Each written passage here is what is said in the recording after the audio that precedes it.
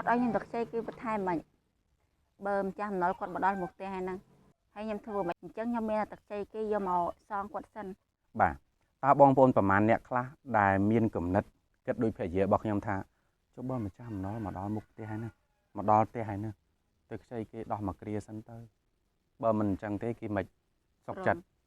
គេមិនប្រមបាទបងប្អូនជួបបញ្ហាដែលខ្ញុំលើកឡើងនេះមែនដែរទេបើសិនជាជួបខមមិនប្រាប់ខ្ញុំផងដើម្បីខ្ញុំតាក់ទងទៅយើងនឹងទៅចែកគ្នាពីដំណោះស្រាយបាទប៉ុន្តែមុននឹងចូលទៅសាច់រឿងប្រធានបទរបស់យើងណាខ្ញុំសូមការអនុញ្ញាតនិយាយអំពីប្រវត្តិរូបរបស់ខ្ញុំខ្លះសម្រាប់បងប្អូនដែលមិនទាន់ធ្លាប់ស្គាល់ខ្ញុំបាទឈ្មោះមានសវុតភរិយារបស់ខ្ញុំពួកយើងធ្លាប់ជាប់បំណុល$40000ជាប់គាំង5ឆ្នាំហើយយើងបានធ្វើអាជីវកម្មមួយនៅគល់ស្ពានព្រៃសំរោងកែងកាក់បាក្រហមក្រុងតាខ្មៅនៅឆ្នាំ2015ពេលហ្នឹងគឺយើងរីករាយនឹងអាជីវកម្មមួយហ្នឹងមែនតើប៉ុន្តែជាអកុសលការធ្វើរបស់យើងមិនទទួលបានផលអីទេក៏យើងបានខ្សែធនបិទអាជីវកម្មហ្នឹងត្រឡប់ទៅវិញនៅឆ្នាំ2019យើងគាំងខ្លាំងមែនតើដល់ថ្នាក់រត់ចោលស្រុកទៅធ្វើជាពលករនៅក្នុងប្រទេសថៃដោយសារតែយើងគិតថាទៅដើម្បីរកលុយបានច្រើនចាំយើងត្រឡប់មកវិញបាទប៉ុន្តែជាអកុសលក៏មិនទទួលបានអ្វីដែលយើងដូចដែលយើងគិតពេលមុននឹងទៅដែរការទៅវាពិបាកការចំណាយចាយវាគឺលើសពីអ្វីដែលយើងគិតទៅទៀតអញ្ចឹងក៏យើងសម្រេចចិត្តត្រឡប់មកវិញនៅពេលដែលយើងត្រឡប់មកវិញយើងជួបជាមួយនឹងបុគ្គលម្នាក់គឺដុកទ័របំណុលលោកដុកទ័របំណុលលោកគ្រូស៊ីសុផលគឺជាបុគ្គលដែលបានជួយយើងក្នុងការដោះបំណុល$40000លោកគ្រូមិនត្រឹមតែជួយយើងឲ្យដោះស្រាយបញ្ហាជាប់គាំង5ឆ្នាំនឹងបានទេគាត់បានជួយយើងឲ្យក្នុងការសរសេរនិពន្ធសៀវភៅដែលបានចងក្រងចេញជាបទពិសោធន៍របស់យើងដែលយើងបានធ្លាប់ជួបហើយយើងអាចដោះស្រាយបាននឹងទៅដល់បងប្អូនដទៃទៀតយើងបានរួមចំណែកជួយមនុស្សច្រើនណាស់បើសិនជាបងប្អូនចង់ស្ដាប់ចង់ដឹងចង់ឃើញបងប្អូនចូលមើលទៅក្នុងក្រុម Telegram មួយនោះដែលខ្ញុំបានដាក់បងប្អូនស្ដាប់ចោះសិតតែអ្នកដែលពិបាកវេទនាដូចយើងហើយគាត់បានយករូបមន្តក្បួនរបស់យើងទៅឲ្យគាត់បានដំណោះស្រាយហើយគាត់សប្បាយចិត្តគ្រប់គ្នាបាទនេះគឺជាដំណើរដើមតងរបស់យើងបាទអញ្ចឹងត្រឡប់មកសាច់រឿងប្រធានបទរបស់យើងវិញដែលនិយាយថា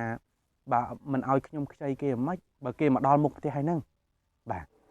គេមករករឿងខ្ញុំដល់ផ្ទះហើយហ្នឹងអញ្ចឹងខ្ញុំធ្វើម៉េចដោះឲ្យបានរួចតែមួយគ្រាសិនទៅបាទនេះគឺជាចំណុចមួយដែលខ្ញុំធ្លាប់ជួបដែរអញ្ចឹងខ្ញុំមិនដឹងថាបងប្អូនប្រមាណអ្នកដែលកំពុងតែជួបរឿងហ្នឹងទេហើយខ្ញុំសូមផ្ញើវីដេអូមួយនេះទៅដល់អ្នកដែលមានបញ្ហាអ្នកជួយដូចគ្នាបានយល់បាទអញ្ចឹងរឿងនេះគឺជារឿងសម្ពាធមួយបងប្អូនអារម្មណ៍បែបនោះគឺជាអារម្មណ៍ភ័យខ្លាចអារម្មណ៍ខ្មាស់គេបាទត្រូវគេមកពេញផ្ទះពេញភូមិអញ្ចឹងខ្មាស់មែនតើបាទជាពិសេសខាងធនាគារពេលខ្លះមិនមែនមកស្ងាត់ទេមកមានអាចោក្នុងផ្ទះផងនៅក្រៅផ្ទះផង3 4 5ម៉ូតូជាដើមនេះគឺជាអ្វីដែលយើងធ្លាប់ជួបបាទប៉ុន្តែក៏នៅតែមិនដឹងថាធ្វើយ៉ាងម៉េចយើងរត់កិច្ចរត់មិនកើតផ្ទះយើងនៅហ្នឹងមែនទេបាទអញ្ចឹងនៅពេលដែលគាត់មកបែបហ្នឹងរាល់ថ្ងៃធ្វើឲ្យយើងមានសម្ពាធថាធ្វើយ៉ាងម៉េចឲ្យដោះតែមួយគ្រាយើងយករឿងទាំងអស់ហ្នឹងទៅនិយាយជាមួយ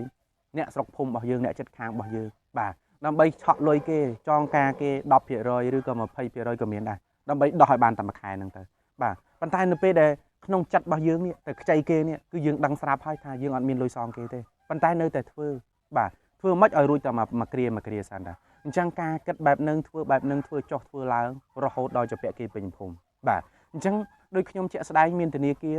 តែមួយទេដំបងឡើយយូរទៅឆក់ឆ្លងទៅដល់ឯកជនបាទអញ្ចឹងមានបងប្អូនខ្លះគាត់ថាមុនដំបងខ្ចីធនាគារមួយយូរទៅខ្ចីធនាគារដល់3យូរទៅឡើងឯកជនដល់6 7ជាដើមអញ្ចឹងក្នុងមួយខែមានន័យថាត្រូវការបង់ត្រូវការចំណាយតែរហូតបាទអញ្ចឹងគឺជាចំណុចមួយដែលយើងចង់និយាយថាការផ្ដើមពីបំណុលតូច